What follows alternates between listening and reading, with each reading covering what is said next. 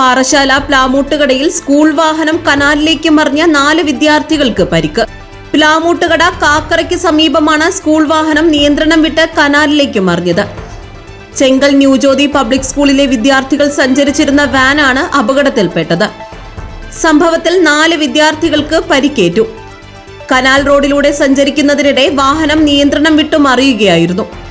അപകട സമയത്ത് ഡ്രൈവറും ആയയും 9 വിദ്യാർത്ഥികളുമാണ് വാഹനത്തിലുണ്ടായിരുന്നത്.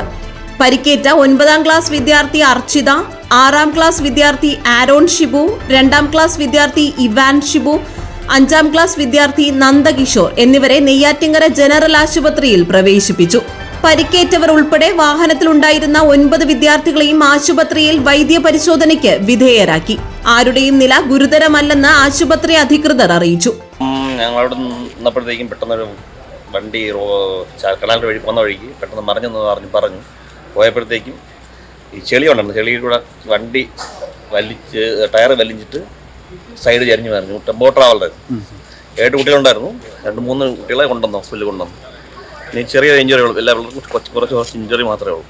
ഏകദേശം 8 ബ്ലഡ് അടിപ്പിച്ചുണ്ടായിരുന്നു. 3 പേരെ ഇവിടെ കൊണ്ടുവന്നിട്ടുണ്ട്.